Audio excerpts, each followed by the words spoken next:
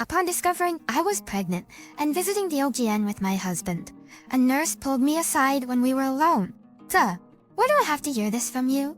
Your husband is...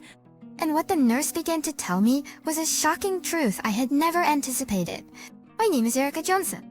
I'm a 30-year-old office worker. I met my husband, Sam, who is 2 years older than me, at work, and we got married 7 years ago. Currently, we live together with our 5-year-old daughter, Maggie. However, for about the past 3 years, I can't say we've had the best marital relationship. The starting point of our issues was choosing Maggie's preschool. Sam and I had different opinions, and it led to a small argument. He wanted Maggie to join a preschool with a marching band since he hoped she'd take up an instrument. Well, after visiting several preschools, I suggested the one where Maggie seemed happiest during a trial day. I want Maggie to develop her sensibilities from a young age. It's Maggie who's going to the preschool, right? I think the most important thing is that she enjoys it. She enjoys, she starts going there. But not many kids from that preschool go to the same elementary school, you know.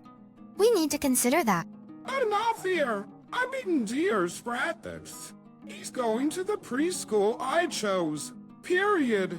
Without having a proper discussion, we ended up enrolling Maggie in the preschool Sam wanted. But things became more challenging after that. There were no male teachers at Maggie's preschool, and fathers were frequently asked to help out as part of the dad's club for school events and sports days. At first he said, well, I can help out once in a while, but he seemed to grow weary after only attending 2 monthly events. He began to complain about the inconvenience of going to the preschool on his days off, and gradually, Sam became less willing. Maggie feels lonely when you're not at the events. There's stickers completion application, maybe show up once in a while. Really, Rian? What hassles? They ask for help at every event. You don't have to attend monthly, but Maggie would be thrilled if you joined in occasionally. As Yezer was a Tubberyor and Decker. I'll join next time. Despite his words, Sam never attended any preschool events. Eventually, just mentioning the preschool would sour his mood, and he hasn't even seen Maddie in the marching band outfit he once so desired. Furthermore, his return home had been increasingly late into the night, and even when he spoke to me, he often hesitated. However, outside of preschool matters, we talked decently, and when Sam was in the mood, we shared intimate moments. I believed we could still mend our relationship, but in the past few days, I felt sick, like an upset stomach and cold symptoms. I first dismissed it as just feeling unwell, but such prolonged discomfort was unusual. I'm thinking, could it be? I bought a pregnancy test from the pharmacy, and at home, it showed a positive result. It wasn't entirely unexpected, and realizing a new life was growing inside me genuinely warmed my heart.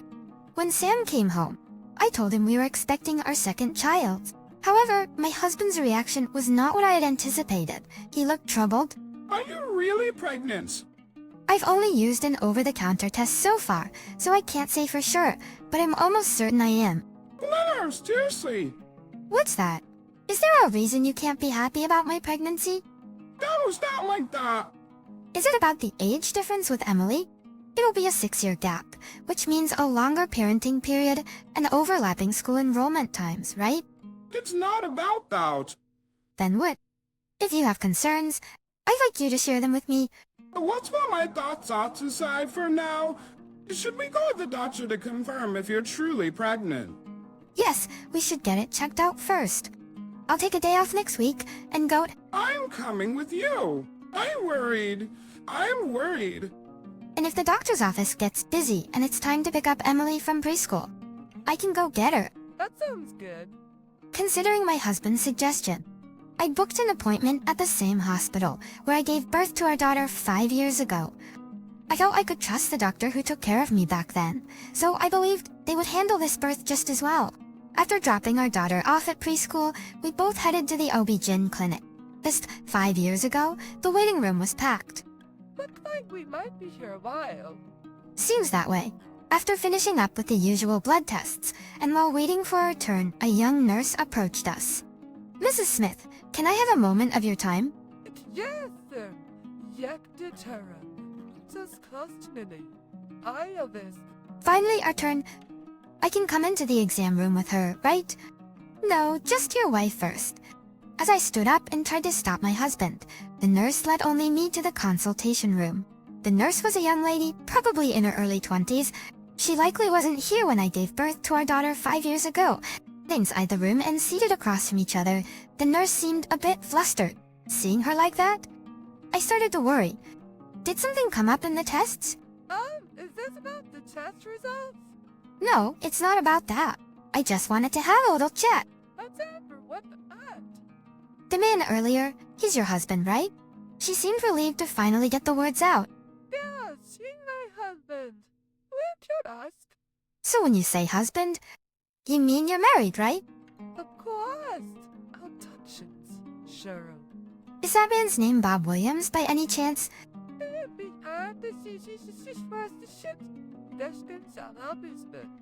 The nurse's questions were all about my husband. That's my husband died. There's just something I'm curious about. You know, 5 years ago, I gave birth to our daughter at this hospital.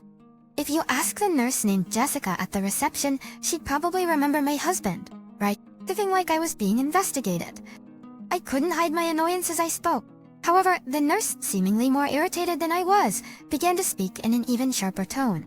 I'm aware that what I'm about to say is professionally inappropriate, but there's something I believe you need to know. What do you mean I need to know? Divorce that man immediately. Excuse me, mate. Why would you tell me that? That's Palmy question. I'm sorry, but I genuinely believe you'd be better off divorcing that man. You didn't realize what you're saying? I do, but when I think of you and your kids, I can't keep silent. Wait a minute. Calm down.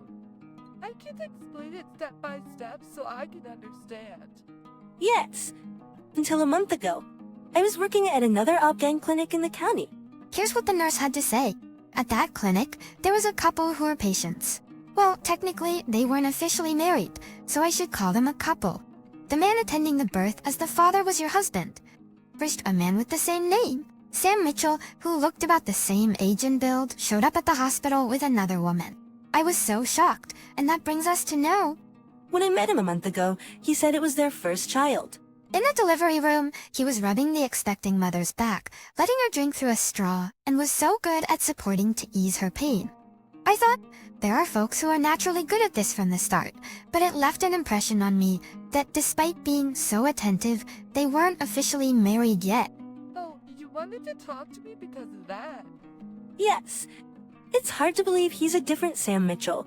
You two looked every bit the married couple in the waiting room. So, I wondered why you weren't the woman from that time. I need to why did you suggest I get a divorce? I can't stand men who try to play both sides, keeping both the wife and the mistress happy. This might be personal, but my fiancé cheated on me, and our engagement was called off. I have a disdain for men who cheat. That might have been so hard for you. A priest. No, even though I couldn't pretend I didn't know, considering you're pregnant and this is such a crucial time. Well, I'm glad on your side of things, but it was completely unexpected. I shouldn't have said all that. It's up to you to decide. I'm sorry. With that, the nurse bowed to me several times and left the room. After talking with the nurse, I must have looked pretty upset because my husband gently asked, "Are you okay?" But even that felt off-putting.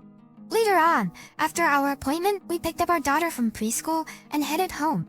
It seems my morning sickness is worse this time around. Right. Considering Meg, maybe I should head back to my parents' place for a bit. Oh, I can manage on my own, so go ahead. If you think it's best, I'll take you up on that. The next day, I packed up our things and decided to return to my childhood home with our daughter.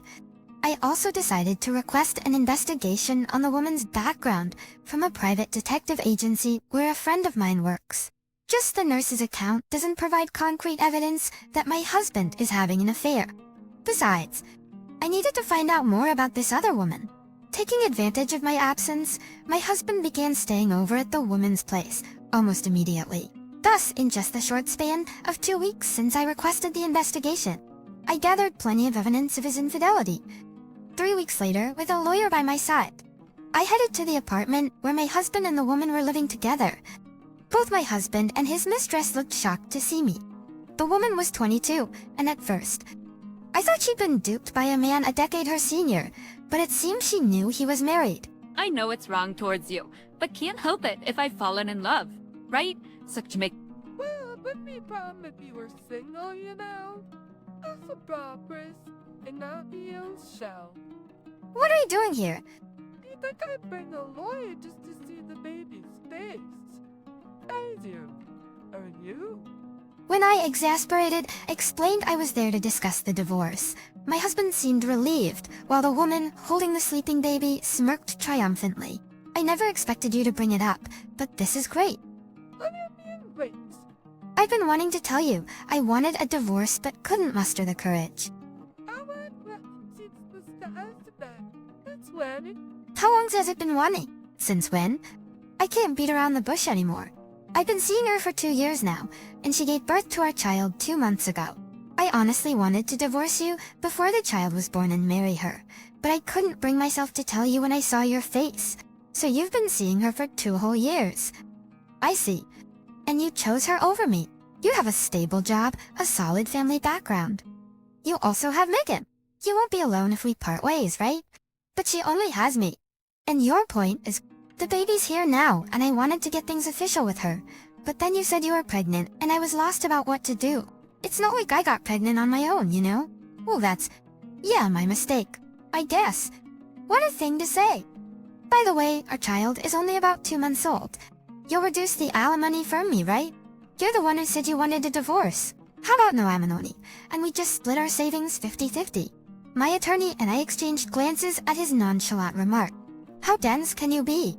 I have Megan and the baby in my belly, you know? Just paying alimony isn't enough. The child with her, that's none of my business. But that child will be siblings with Megan and the baby in your belly, right? Don't you feel sorry for them? Why should I be the one tortured by guilt? Guilt?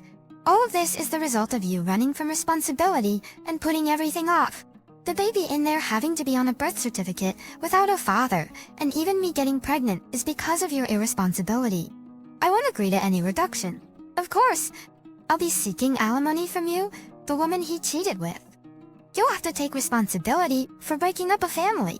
That's so harsh. Harshest. The harshest ones here are my husband and you, having an affair with a married man and even having a child. While your child gets to live with its father, mine lose theirs. You'll come to know what kind of life that brings. Jessica, let's talk this out some more. That's nothing more to discuss. From now on, please communicate through my attorney. Afterwards, I demanded $35,000 in alimony from my husband and about $190,000 in total for child support for our 2 kids, $600 a month, for 20 years. Opting for a lump sum payment was due to his habitual procrastination, which might have led to missed monthly payments. Given that the woman had an affair with a married man and even gave birth, I also claimed $30,000 from her. She did mention wanting to pay in installments due to a lack of savings, but after suggesting, don't you think it's better we sever ties quickly? She managed to find the money elsewhere, and to cover the substantial sum of about $200,000 in alimony, my husband had to let go of all his assets. He continues working, even though he's been sidelined at his company. By considering his nature, I wonder if he's thinking about quitting soon. If that happens, the woman will likely face even more hardships, but that's the bed they made for themselves. If she truly fell for such a procrastinating and irresponsible man, she probably won't mind the challenges that come with it. As a mother, I hope she steps up and gives it her all. But currently, I'm nurturing the life inside me while living with my daughter. Upon finding out her soon-to-be sibling is a girl, my daughter talks to my belly every day, excitedly saying, "Come out soon." She's also eager to come up with a name for her little sister. Listen, you can't be like Dad and always be sleeping, okay? Seeing her already taking on the big sister role and talking this way, I hope the baby in my belly grows up, using their father as a cautionary tale, just like my daughter has. I can't wait for the day when we can live as a family of 3. Fine Vince with his child. He's going to pay me for emotional distress, child support, and even the birth expenses. For anxious day, for chat. Again? Guess we crossed prosperity show. I was taken aback when I heard this from her. What could you do? If this is true, you're fired. Even my husband's CEO was saying such things. It seems he completely believes what she's saying. After Nick, Tea and Biori. It is. unable to contain ourselves, my husband and I burst into laughter. That's so funny. Did the shock make you lose your mind, ma'am? You're lying, aren't you? Because I bet she didn't think I'd know something about her. Well, it's our turn now. Shall we begin our counterattack? My name is Ashley, 29, with my wedding just around the corner. I work at a beverage company. Coming from a place like Georgia, famous for its teas, I grew up drinking the green tea my mom made since I was a child. That's probably why I love tea so much. Green tea, roasted tea, and even black tea dye, I love them all. A tea over coffee any day?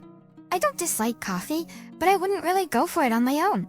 On the other hand, my soon-to-be husband Kevin is all about coffee. He always drinks coffee in the morning, and has about 4 or 5 cups every day. That's how we met through work. Kevin works at a travel agency, and that's how we met through work. His company had a campaign saying, book a trip for 2 nights or more during the promotion and get a popular beverage set as a gift. That's when we first met during a meeting about this campaign. It wasn't love at first sight, but there was something intriguing about him from the get-go. Whether we were discussing work or celebrating the campaign's success with everyone afterward, talking to him felt comfortable and trustworthy. When the two of us had tea, I found out he's a big coffee fan. But instead of being disappointed by our different tastes, I thought I'd give coffee a try and maybe learn more about it, since he likes it. That was a first for me, so I gathered the courage and confessed my feelings to him. His constant invitations for meals made me feel he might feel the same, which encouraged me to take the leap. Oh boy, I day, that's come. What? Latest history. Did he just sigh? Just when I thought things were going well and was getting teary-eyed. Kevin said, I was gonna tell you first, but you beat me to it while I was dilly-dallying. That's not cool. I fucking you at least the charity, or was it? And you too. I like you too. I'd go steady. I the better with gore.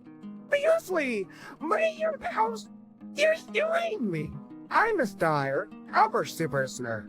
I am dance practically. I'm Sorry. Sorry, sis Maturez. A cheese? I mean, it's always, you know.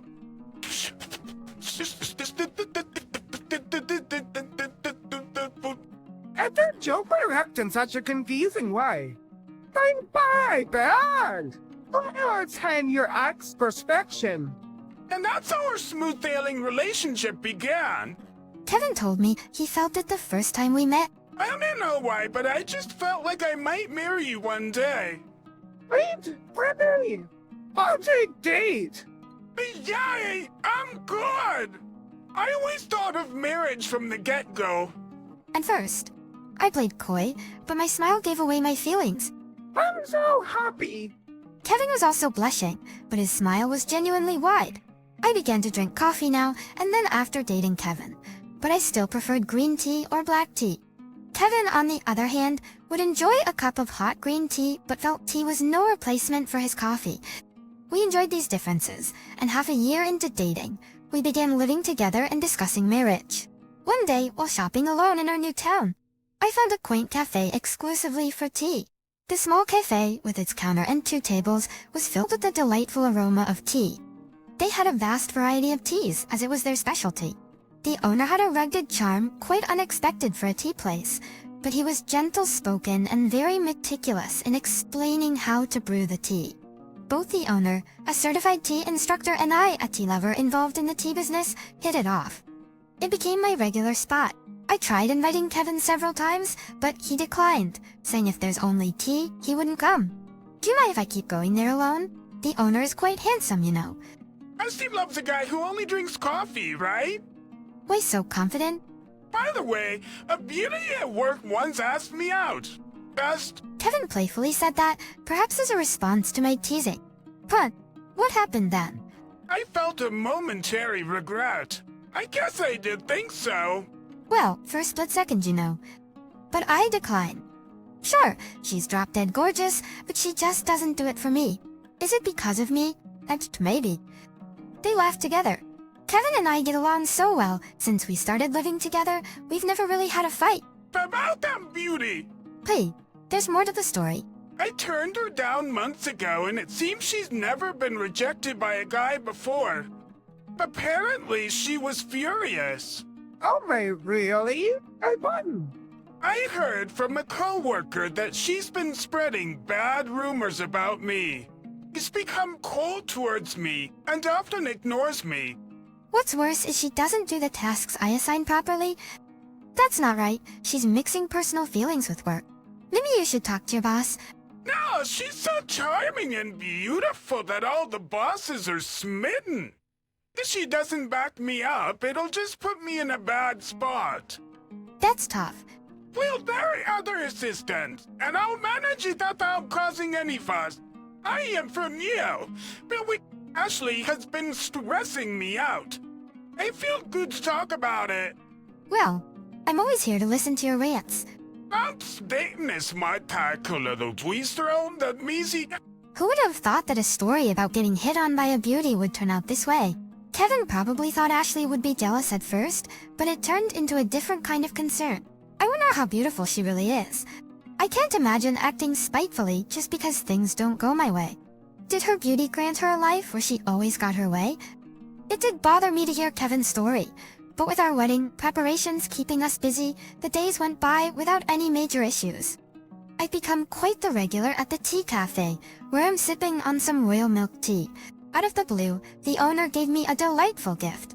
It was a set of tea leaves. Speaking of which, any wedding bells for you soon? The owner said, blushing and smiling. Then came the wedding day, surrounded by family and friends.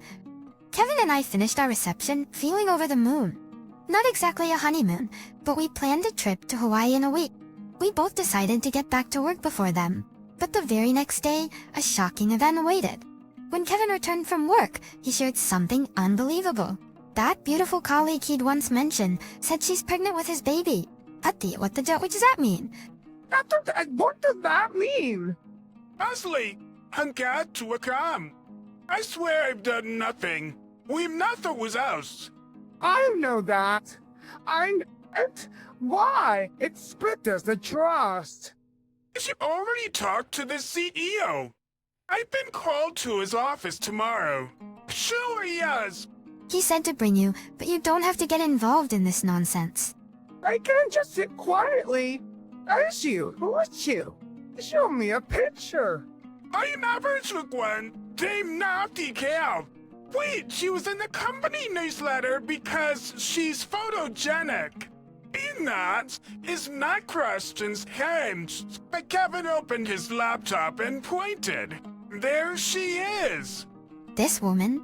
I leaned in to take a closer look. She claims she's carrying her child. And yick time. The wickedness, treasonous is cross me. I swear, even though she's beautiful, there's nothing. Why help you, Anakin? The option all serious. I think I'm meeting with you tomorrow. Ours, the darkness now. See? I smiled at my bewildered husband. The next day, as Kevin and I entered the CEO's office, Lucy and the CEO were already there. Up close, she was indeed stunning. Well-defined features, light lipstick on thin lips, and loosely curled chestnut hair. I know this must be a shock, Mom. I'm pregnant with his baby. This needs to pay for damages, child support, and even the birth expenses. The CEO sitting at the same table chimes in. Kevin, I'm shocked to hear this. How will you do this? If it's true, you're fired. The CEO who was sitting with us said the same thing. It seems he completely believes her. My husband and I exchanged glances. Hayafti. Oh, Hashi! Headmaster, Kalizlai, Hashi. We burst out laughing, unable to contain ourselves.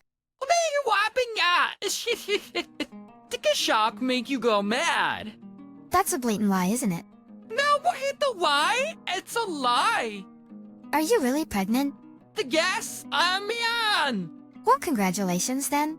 She looks taken aback. Having a child is a miraculous thing after all. But your husband's child. You'll be paying me out on big happy time for this. What are you talking about? And what do you say? Kevin, I asked my husband with confidence. I've never had any kind of relationship with Lucy. I am not the father of that child. The CEO's expression wavered at husband's firm declaration. The CEO looks shaken, unsure whom to believe. Lucy quickly turns to him. CEO, don't be fooled. Kevin, we had a day when we went out for drinks, just the two of us, didn't we? That was when you said you wanted to apologize for the past and congratulate us on our marriage. Our marriage. Apologize. Odds days, I celebrate your marriage. The CEO asks, puzzled, petulant. Kevin got really drunk that night. He might not remember because he blacked out, but that's when it happened. She fabricates with a stern face. I see, with such a sweet face and this act, even the CEO might be tricked. As you tried the expression. I felt drowsy that night after a few drinks. See, maybe you did something in your drunken state and just don't remember. Or maybe you're pretending to forget because of your wife. Absolutely Python. I was just pretending to be drunk. I usually handle my liquor well. It's weird to feel that way after just a few drinks. The waiter admitted, you had them serve me strong drinks all night. What? That good for nothing.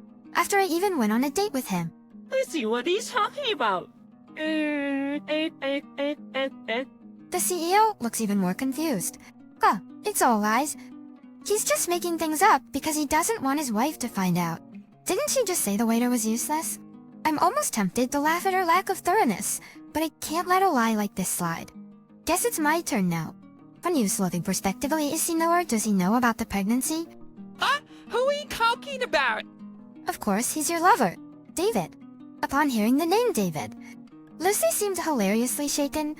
Her voice nearly flipped. Congratulations to Miss Boy. You know David. I frequent David's place. Lucy's eyes widened. I've heard about you two living together and have seen you there a few times. Wait, let's raise them. I'm just keepers to move, no way. Lucy's face turned ghostly pale. My husband doesn't drink tea, so I visit that shop alone. I often see you at the back entrance. I've also seen you leaving the shop with David. You seemed head over heels for him. Why are you doing this? I ain't crazy as Savisai. I best done. I best freshers. She was flustered. What's going on? I see, it's Septi style. A Shazam. Do you have a boyfriend? That's a story about you being pregnant with Kevin's baby. Finally realized something the CEO was fishy. The CEO?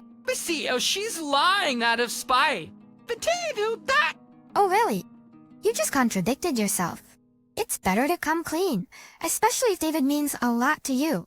I told you, listen me I'm the only guy named David. To you. Lucy exclaimed in frustration. Well, it seems so, ma'am. Thrusting my phone before Lucy, I said, took from my smartphone. I heard the voice of the owner of my regular spot, David. Since it was a video call, I could see his face as well. Why, rocker Rushton, there. Lucy was as white as the sheet. No way, it's not like that. Bo, no, I demand you. Lucy's voice sounded like she was on the verge of tears. The call abruptly ended. David, wait! I did it all for you. Lucy sobbed, shouting at my phone. Then a stern voice cut through. Lucy, you have some explaining to do. Oshio, now tell the truth and apologize to my wife. My husband's voice was ice cold. What's going on? Why is this happening to me? Lucy, with her beautiful face crumpled, slumped to her knees. Finding no escape, she muttered, I'm Pepley, you know. Excuse me? I've only ever been approached and asked out, even proposed to, but then I lose interest. I wasn't sure what she was getting at, but maybe she just wasn't into those guys. David was the first person I ever confessed my feelings to. They can believe that I, the one always pursued him. Both her husband and the CEO stared blankly. So, you've had a lot of admirers, but David is your first true love. I don't know about that. So you like David now, right? Then why lie about being pregnant with my husband's child? He hasn't mentioned marriage at all. Stutters. Every other guy I've been without has wanted to marry me right away. Isn't that team odd? It's because he's self-employed and doesn't have much money. I thought I needed to provide for him. What? How did she come to that conclusion? Sure, it's a small business, but that cafe is thriving. Besides, assuming he wants to marry her in the first place. Her husband, equally shocked, raised the obvious question. Why things my child you're pregnant with? For you only wanted company, you turned me down and embarrassed me. That's why I was so irritated when you were happily talking about getting married. I decided to take everything I could from you. That's not a reason. Don't make it sound like a great plan. Absolutely. I can't understand how someone could think like that.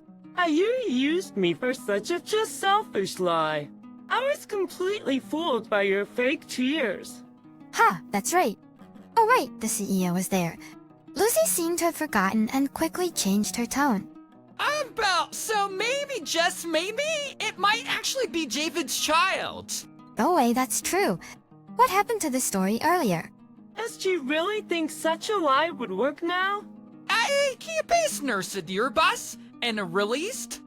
And was it no good? Of course it's not. How were you thinking trying to deceive the CEO? Really, it's unbelievable.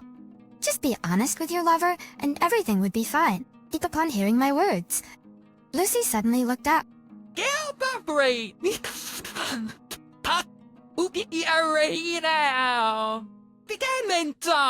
Just Hold on. Ignoring the CEO's words, she dashed off. Oh well, not my problem. Kevin and I just looked at each other and shrugged. After that, the news about Lucy trying to trap a coworker by even deceiving the CEO spread throughout the company in no time. She ended up leaving the company as if she was running away. It was expected. Such a scandalous story is rapidly spreading not just in our company, but also among our clients and throughout the industry. It seems like Lucy would have to move far away if she wants to find another job.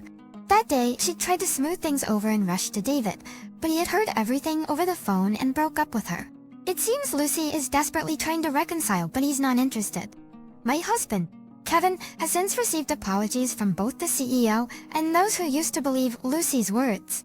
The CEO even encouraged him, saying that he has always appreciated his work. Kevin is now relieved and happy that he can work without any stress. Seeing his content face, I'm relieved too. The bar owner thought I might not come to his place anymore, but I have no such intention. It's not his fault, and that place is an important relaxation spot for me. I even got a good idea for my ongoing project from the tea set we received as a wedding gift, despite being embroiled in such trouble right after our wedding. I feel our bond has deepened. It gave us an opportunity to discuss our feelings openly and even talk about wanting children in the future. There will likely be challenges ahead in our married life. Not everyone will get along, and not every day will be good, whether it's work or marital life. But instead of attacking or belittling each other, we want to face each other and find common ground. That's what I think. However, if something really unreasonable happens, or if someone tries to harm my loved ones, I won't hesitate to fight back. My sister-in-law, who had moved out after getting married, suddenly returned to her childhood home. Maybe she's irked that I, a stay-at-home wife, live with our in-laws. The employed parasites, like you, should just leave. She tries to kick me out. Oh really? Well, I'll leave as you wish. But don't come regretting it later. I'm Sarah Thompson, 28 years old. I married my husband, Joe, who works for a travel agency, 3 years ago. We don't have kids yet. Soon after our wedding, Joe's parents suddenly needed care due to their deteriorating health. I've been a homemaker, caring for his parents. Joe and I were high school classmates and both in the mountain climbing club. We started dating around the time we graduated, and after dating for 7 years, we tied the knot. I've been close to his parents since then and didn't mind living with them. In fact, I've always wanted to be with them. In fact, I've always wanted to give back for all the love they've shown us. It wasn't long before they were bound to wheelchairs. It's around the same time, my father-in-law suffered a stroke. Let's call it a heart attack. He survived, but it's been hard for him to walk ever since. I sometimes wonder if their health took a turn for the worse because Michelle left home. Michelle is Joe's younger sister by 5 years. She's quite the looker, but a bit flaky. It's a total charmer, and she's been popular since late elementary. Joe was always worried about her. Apparently, those concerns my husband had have now become reality. My husband, being the eldest son, was born 5 years before his younger sister, a result of a late-in-life pregnancy for his parents. My husband always mentioned how she was heavily pampered by their parents. Shoya left the family home right after witnessing our wedding. She eloped with a boyfriend she met at her part-time job and married him in a rush. She never introduced him to her parents or even let them know where she was living. Considering she was the apple of their eye, this devastated my in-laws. Joe tried contacting her multiple times since her number was known, but she never picked up, only leaving voicemails. Then one day, out of the blue, she came back. The moment I answered the intercom, she questioned, "Why is Sarah here?" Where have you been all this time? Michelle, Jude's mic next missing. What does it matter? I unlocked the front door and let her in. Weren't you and Joe living in an apartment after you got married? Sarah, we decided to move here. Joe must have called you about it several times. Oh, really? But anyway. Michelle noticed the ramp and handrails around the entrance. "Did you renovate this place? It's been made more accessible for the parents." Why'd you do that without asking me? It was a decision made with Joe and the parents. She entered the living room like she'd never been gone, dumped her stuff, and collapsed onto the couch. We were back all of a sudden. "Michelle, something happened." Why can't I return to my own home? And since you're the wife here, make me some iced tea or something. "Hold on a sec. I'm preparing lunch for the parents." I'm tired, you know? Alright. Just give me a moment. I finished preparing the meal and brought Joe's parents to the living room. Seeing both her parents in wheelchairs, she exclaimed, "What happened to both of you?" I knew Mom used a cane, but Dad too. What did Sarah do? Excuse me, it's Scrow. Believe it or not, they're blaming me for my parents' poor health. I'm at a loss for words. Moreover, with Dad in this condition, what about the income? I just came back. Can we even make ends meet? Sounds like she's relying on her parents' money since she's come back. Yet, despite what Michelle is saying, my parents are like, "I can't believe Michelle is back. Don't worry about the bills," they say with tears in their eyes. Normally, they would be furious at a daughter who left without a word and then came back out of the blue. If it were my family, she'd be disowned. Seems my husband's remark about her being overly spoiled growing up wasn't wrong. Retaliationals, I won't go anywhere again. Hold on. Michelle, didn't you get married and move out? What about your husband? Did you split up? Ignoring my parents, who were moved by her story, I directly confronted her. Well. Don't true to her word. Michelle stayed at her parents' place from that day on. She didn't seem to be working, and although I thought she might help with cake giving, she did nothing. Instead, she dumped all the house chores like cleaning, laundry, meal prep, and shopping on me, lounging around all day or occasionally going out. At first, I thought she was job hunting, but she showed no signs of working. Yet, she started being critical, nitpicking everything I did. If Michelle would help a little, maybe I'd make fewer mistakes. They'd show. I tried to put it gently, but she retorted, Aren't you the daughter-in-law here and a stay-at-home wife at that? You're home all the time, right? So you should do the chores perfectly." I didn't choose to be home all the time. Apparently, that comment was a mistake. Leave. Don't bother coming back. Ablus parasite. Licked glass. Get out. With that, the TV remote came flying at me. I get it, but I get it. I get it. Ask you now. They invite you buzzers. Who is Ben? I said as I picked up the remote. I just don't regret it. I was worried about my husband's parents, and even though I had worked hard in this house, I decided to leave it all to her. Actually, Joe and I had already decided on a new place to live. From the moment Michelle came back, I knew things weren't going well.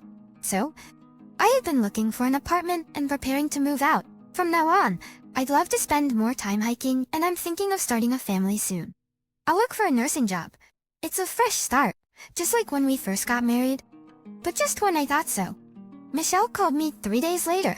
She's probably referring to taking care of our parents. She didn't know that I was doing all the household chores and care. It's only natural for parents to rely on their daughter when there's no one else. In fact, I used my nursing experience to help with not just daily care, but also massages and rehab. My in-laws might have been a bit hesitant with me, their daughter-in-law, They tried to do what they could themselves, and indeed they became more independent over time. But now, they might be getting too comfortable with their own daughter. My parents don't do anything. They make me do everything, even though I'm their child. It's natural for children to take care of their parents, but she probably still sees herself as a child. She's stuck in a childhood where she was always pampered and got everything she wanted. She doesn't realize that she's grown up and our parents are getting old. I'm so slim and frail. How am I supposed to lift them?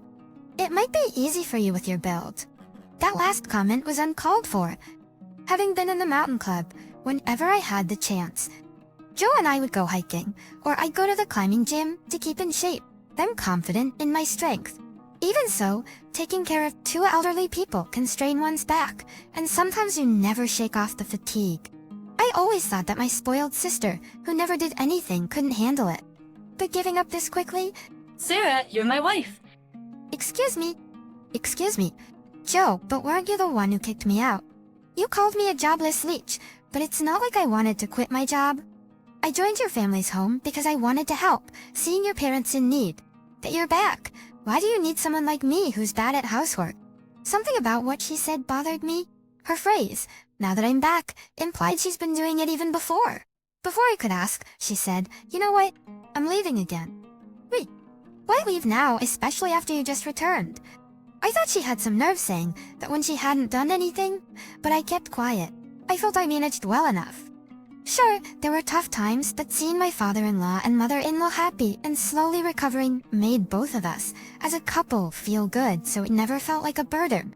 There aren't many facilities that'll take them given their age. What about your father and mother? Joe? You're the wife.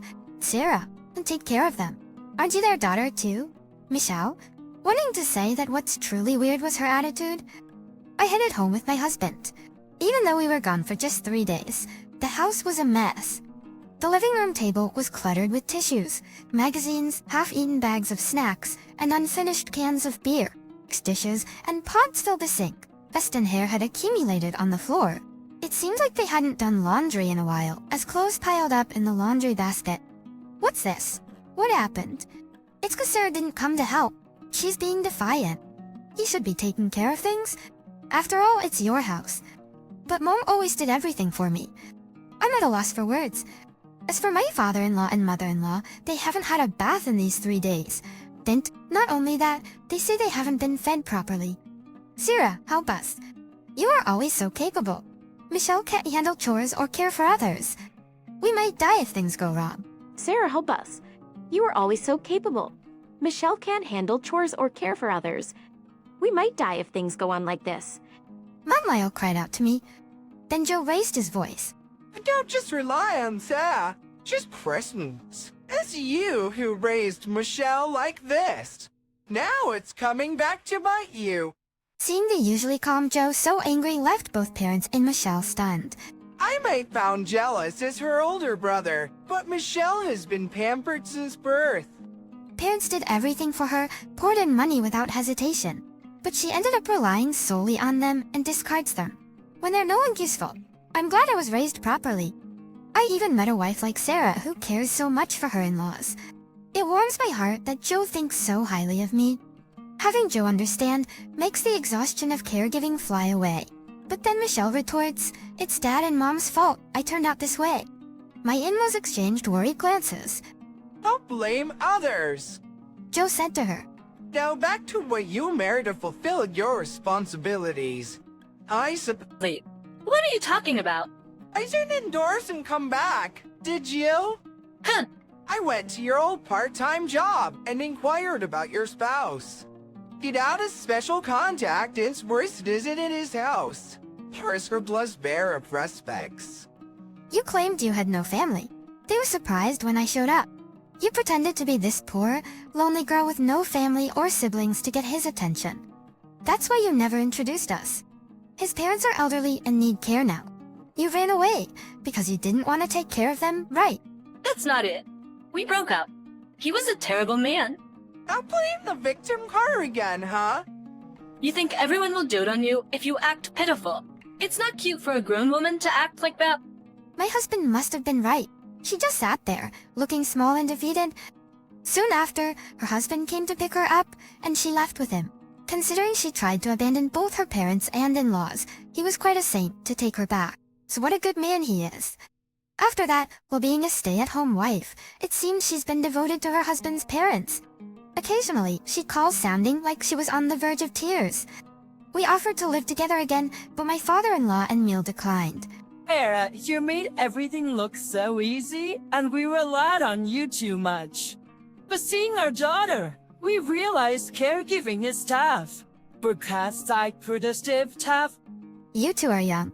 Please prioritize your own lives. We plan to get a professional caregiver, and thanks to you, our health is gradually improving. We'll manage. My father-in-law added with a hint of shyness, "You've been through a lot for us, especially as newlyweds. We're sorry for imposing on you, but if you could occasionally help with some rehab, we'd be grateful." I replied, "Of course. Let's work through this together." We gratefully accepted our parents' suggestion and continued living in our apartment. I started job hunting while enjoying mountain climbing as a hobby with my husband. In between, we also visited my husband's childhood home. Eventually, I discovered I was expecting our first child. I gave birth to a baby boy who looks a lot like my husband. My husband, on the other hand, left his job at the travel agency and started his own business.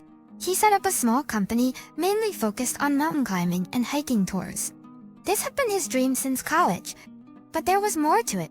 He was deeply moved by his father's words after falling ill, who said, "Guess I can't travel anymore." Driven by the desire to make the mountains accessible to families with small children, those with disabilities, and those with chronic illnesses, he crafted special tours for them. Now, many who once gave up the idea of traveling are enjoying these tours. When we invited my husband's parents on a tour, they were genuinely thrilled. Since our child was born, my in-laws had shown considerable improvement. Possibly motivated by the idea of caring for their grandchild, they had become active in their rehab and were recovering well. Their smiles also increased. As for me, I began working as a tour nurse in my husband's company, accompanying travelers in case of medical needs. Being able to support my husband's dream and work alongside him feels truly fulfilling as a wife. I'm now thinking of taking a private trip to the mountains with my in-laws, of course with my husband and son as well. I long for the whole family to witness that majestic view together. With these thoughts, I continue to juggle work, household chores, and parenting every day. My name is Kathy, and I'm 52 years old, currently working as a nurse in a senior care facility. I got married when I was 23, and at 24, I gave birth to my only daughter, Lexi in the Cloumers, Lucy. I met my husband in high school through mutual friends, and our bond grew at a class reunion, eventually leading to us dating. We decided to tie the knot after we both graduated from college. Though we married young, it was something both of us wanted, so things went fairly smoothly. However, when Lucy was in high school, my husband was diagnosed with cancer, and since it was already in its late stages, he passed away quickly. Back then, both Lucy and I were consumed by grief. But now, after a few years, we've each continued on with our lives. Lucy got married last year to a man named Jake, and they're currently living as newlyweds in an apartment not too far from my place. Because they're nearby, Lucy occasionally drops by, so I don't feel too lonely. Jake works at a major company and is quite successful. Though Lucy wasn't too keen on it, she quit her job and seems to be living comfortably staying at home. Whenever Lucy visits, she's usually all smiles, but lately, she seems a bit down. She appears as if she wants to tell me something, but often just sighs without saying anything. Seeing her like this, I once thought of asking her about it, but if she seems hesitant to speak up, there must be a reason, so I didn't pry. And as their second wedding anniversary was approaching, she finally opened up. "Mom, can we talk?"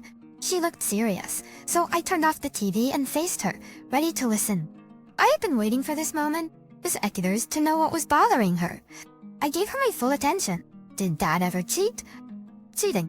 I frowned, finding the word distasteful as memories of my husband came back.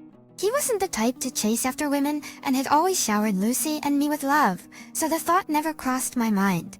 I don't think he ever did. In that, he went to the child, as Lucy let out a big sigh and murmured, "I thought so. That's abuse." You're talking about Jake, aren't you? I had a hunch this was about Jake since Lucy brought up the topic. When I first met Jake through Lucy's introduction, I never got such a vibe from him. He had a kind smile, was polite, and looked at Lucy with such adoration.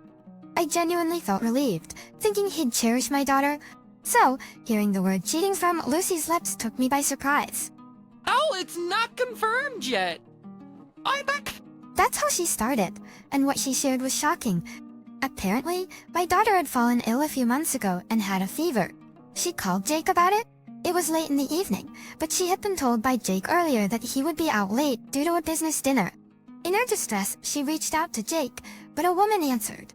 Moreover, the woman seemed to recognize her as Jake's wife and chatted her up cheerfully. The woman didn't mention anything about an affair, but soon handed the phone to Jake. Feeling unwell, my daughter didn't press further and simply asked him to come home, but he dismissed her, saying it was just a cold, and hung up. When he came home, it was already morning, and she could smell soap on him.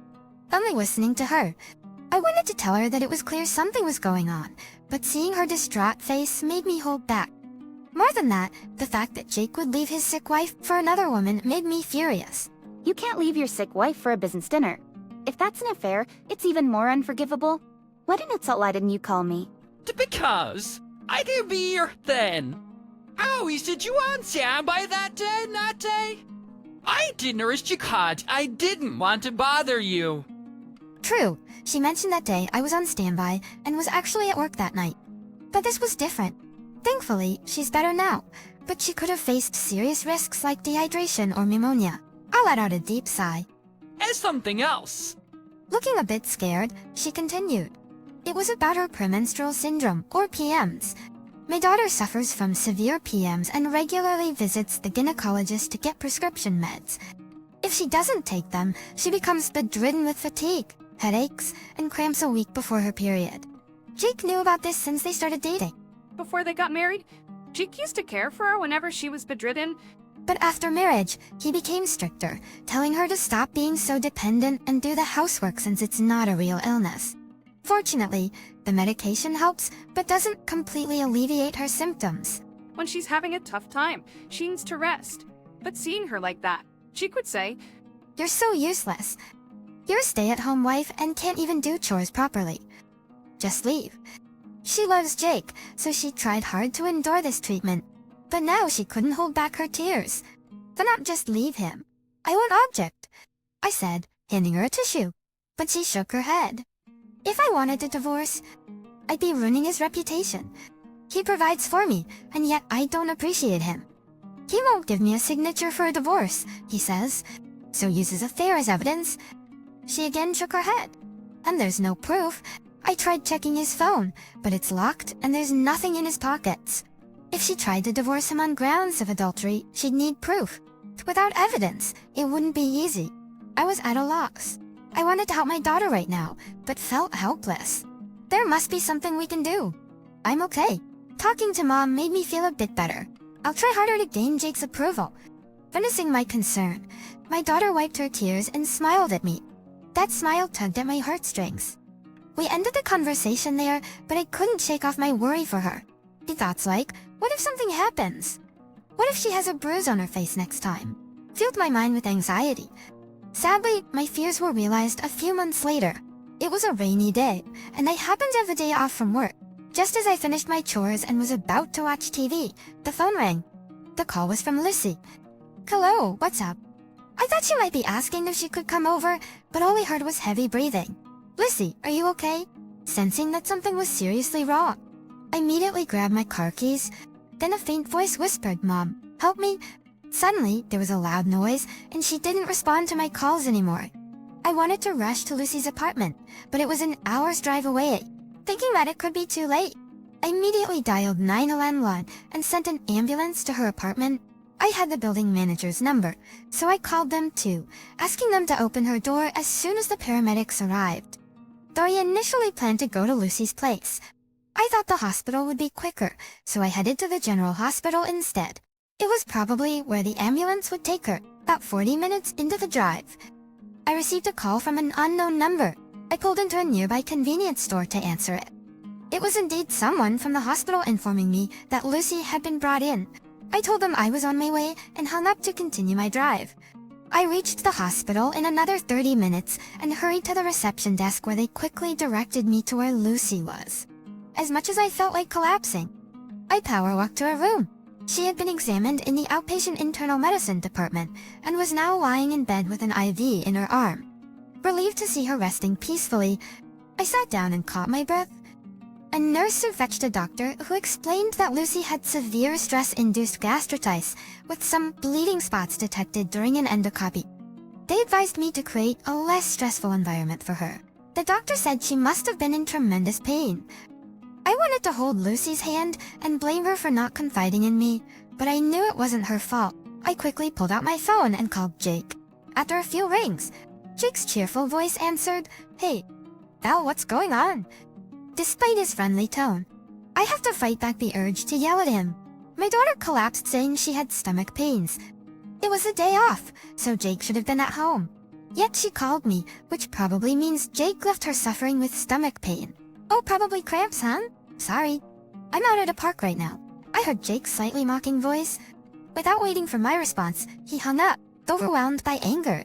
I wanted to throw my phone, but I was at the hospital and breaking my phone out of frustration seemed foolish, so I resisted. After taking a deep breath to calm down, I went back to Lucy. After some time, she slowly opened her eyes. "Lucy, are you awake? How do you feel?" She slowly turned her gaze towards me. "Seeing me?" she whispered. "I'm okay." The moment I saw her faint smile, a wave of relief washed over me, and I started to cry. As I wiped my tears, Lucy shed some of her own. "I'm sorry for worrying you."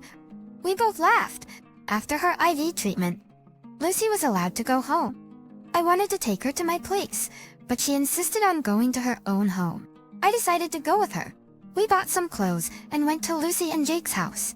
The inside was a mess, like a burglary had taken place. "Sorry about the mess. I'll clean up," I insisted and made her go to the bedroom. Among the scattered items were broken dishes, a toppled shelf, and upturned plants. A picture frame, probably holding a wedding photo of Lucy and Jake, was broken beyond repair. As I cleaned up, I found divorce papers with Lucy's name on them and various photos and documents. Seeing this, everything clicked. Lucy probably hired a private investigator to gather evidence of Jake's infidelity. She must have confronted Jake, leading to a violent confrontation. Lucy must have been terrified. From what I can see, it doesn't look like he physically hurt her, but this is becoming a situation we can't ignore as parents. Thinking this, I immediately called Jake's parents. That evening, Lucy came out looking a lot better and smiling, so I spread out the things on the table to confirm the situation. This is the reason? Her eyes widened at what I showed her, but then she gave a wry smile and nodded.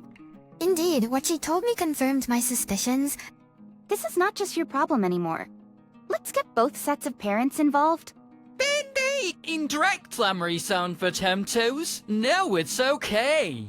I'll hire a lawyer or something. What are you talking about? That wasn't cheap.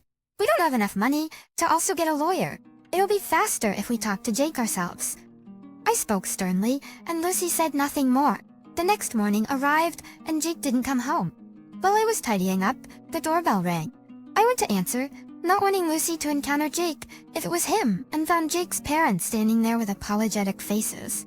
As soon as they saw me, Jake's dad, Park, bowed deeply, and his mom, Linda, followed suit. "We're so sorry. Our stupid son has done terrible things to Lucy." I quickly invited them in, worried the neighbors might hear. I'm not looking for an apology now. Let's discuss what we're going to do next. And that, Mark looked at me seriously. "You Jake to us?" I trusted his words and let them in, filling them in on everything. Linda cried and apologized to Lucy repeatedly, holding her hand. Mark clenched his fists in anger at the photos. Just then, Lucy's phone buzzed. She hesitated to answer, so I took her phone and saw that it was Jake. I pressed the call button. Hey, answer the phone. Is your stomach better? I'm coming home, so heat up the bath. Jake spoke without even hearing my voice. The words from Jake weren't out of concern for Lucy, but rather sounded scripted. "Looking late, hon? Well, Lucy passed away." What? I spoke calmly, catching Jake off guard. Not only Jake, but Lucy and Jake's parents looked shocked by my words. Is that you? Male? What do you mean she's? Jake's voice was clearly panicked and shrill. I mean, just what I said. I'm home right now. Mom, what do I? I handed the phone back to Lucy, who took it with a wry smile. I stared at Lucy, trying to hide my frustration. You have to say at least that much. You can't deny that it could have turned out that way. Chin at those words. Mike nodded in agreement. That's right. Everything Jake's done up to now, and especially this time, he should take responsibility for. He needs to feel the weight of it, even if just for a short while. At that, the daughter chuckled and called it an exaggeration. But to me, it doesn't feel exaggerated at all. Just as Mark said, Jake should feel some responsibility. Listen, when Jake comes home, we'll talk with him first. You stay in another room. I initially said this, hoping the daughter would feel the weight of her absence. She seemed resigned, maybe thinking there was no convincing us, and agreed. After waiting for several minutes, the front door opened and a flustered Jake came in. His previously neat suit was now disheveled, and his normally well-groomed hair was a mess. Where's Lucy? As he noticed us seated around the table, he frantically scanned the room. Just before that, sit down here. Goldaraf. They're out of breath. Jake obeyed and sat down, we're told. What's this about? Now's not the time. What were you doing all this time? Before Jake could say much more. At this. Oh, well, I was asked to organize a company picnic. In the rain? Yesterday was pouring, you know. Indeed, even if it was a picnic, it was heavily raining yesterday. Indoors. And you tell your boss right away when you heard about your wife. Is your boss that heartless? If so, I'll have a word with him. I'll gawk him now. Jake's lie was clearly seen through. He seemed to be racking his brain, but Linda and Mark kept cutting off his words and getting to the core. What are you talking about? What were you really doing yesterday? Well, I mean... Because you didn't take her to the hospital right away. Lucy is a performance worth calling genuine. Linda's eyes were filled with tears as she choked on her words. Jake's face turned pale as he seemed at a loss for words as well. Well, she often complained about stomach pains, you know. So you left her alone while you casually spent time with another woman? I scattered photos in front of Jake, photos that I had received from my daughter. I was shocked when I got home. The house was a mess, everything was broken or damaged, and this was on the table. You didn't leave her alone in a fit of spite because she mentioned divorce, did you? That's a serious crime, you know. Jake glanced at the scattered photos, his face turning even paler. He closed his mouth, unable to say anything. After a heavy silence, Jake let out a big sigh and showed an unexpectedly indifferent expression. Oh, what a pain. Yes, I was with another woman yesterday. So what? No one could have predicted this would happen. To be fair, she always acted like this, always trying to get out of housework, crying wolf. To be fair, she always acted like this? Always trying to get out of housework, crying wolf. No wonder I didn't believe her when she was actually in pain. You know the story of the boy who cried wolf? Well, in Lucy's case, the girl who cried wolf. We were dumbfounded at Jake's audacity. I was beyond surprised that he would go so far in saying this. I was being confronted about cheating, and she was yelling about divorce and alimony. But if she's gone, no need for that, right? I felt a strong surge of anger at Jake's callousness. My clenched fists were ready to swing, but I knew I wouldn't stand a chance. I wished my husband were here to help. That's when Mark stood up with force and grabbed Jake by his collar, his face flushed red, and raised his fist. Jake closed his eyes, seemingly prepared for the punch. Just when we thought it was too late to stop him, the living room door opened. We all looked over to see my daughter, Lucy, standing there in tears. Fun. Why? Jake's face, once again, turned pale as he couldn't believe Lucy was alive. Lucy silently approached Jake and placed her cell phone in front of him. The screen displayed a recording. Lucy promptly hit the play button, and the audio of Jake's earlier callous remarks filled the room. I recorded it, so you can't wiggle your way out of this one. Lucy retrieved her phone, her hands shaking, and glared at Jake. Lucy, it's a misunderstanding. I won't do it again. Let's start over. Jake's forehead was drenched in what appeared to be cold sweat. Despite his desperate pleas, neither of us was moved. Neither was Lucy, who kept a stoic expression. Jake was restrained by Mark and taken away to his parents' house. With Jake gone, Lucy finally broke down and sat, letting out a sigh of relief. Are you okay? You did well. As I spoke, Lucy began to wail loudly. I thought this nightmare was finally over, but the struggle was far from done. We decided to sell the condo and Lucy moved back with me. Unfortunately, she still suffered frequent stomach aches due to distress. Each time, the pain was so severe that I had to take her to the hospital. Because of that stress, comes Jake again. Even though he was under his parents' watch and couldn't visit, he bombarded Lucy with messages, some apologetic, some threatening. Thankfully, we found a good lawyer and initiated divorce proceedings, but progress was slow as Lucy would get sick on days she had to meet Jake. It's okay. Let's take it slow. I would always reassure my daughter, who was in a rush to get divorced. Despite my words, her anxiety didn't subside. She seemed to be under a lot of mental stress. Her condition worsened to the point of insomnia, and she began visiting a psychiatrist, barely getting by day. The attorney wondered if there was a way to proceed without meeting, but we had to meet at least a few times, and I agreed to accompany her during those meetings. Despite evidence of infidelity, it took over 2 years from the time we all discussed the matter until the divorce was finalized. Thankfully, the divorce went through and we were able to claim alimony. Peace came to my daughter, but it seems that recovering her mental health fully will take time. I've left my current job and now work at a clinic so that I can be by her side during nights, ensuring she feels safe. As for Jake, rumors about his treatment of my daughter and his affairs spread at his workplace, creating a very uncomfortable atmosphere. At first, Jake seemed determined to stick with his job, but his relentless behavior led his colleagues, especially some women, to use sneaky tactics to mentally pressure him into resigning voluntarily. Seems like Jake learned the hard way how frightening it can be to make enemies out of women. When he resigned, it was also the time when the divorce was finalized and the alimony was determined. He drained his savings and it wasn't enough, so he turned to his parents for help. However, his parents, refusing to support Jake any further, said they would let him stay in their house but wouldn't lend him any money. They told him to fend for himself, even with meals. Because of this, Jake had no choice but to go into debt. Now, he's scraping by with odd jobs, but most say he can't keep it up for long. If he keeps this up, he'll face bankruptcy and won't be able to pay the alimony his parents have asked for understanding. For my part, seeing what my daughter has gone through fills me with anger, but there's nothing more to demand.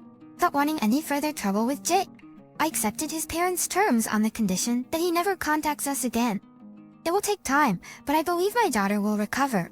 After all, she seems to be getting along quite well with the guy she works with at the day service.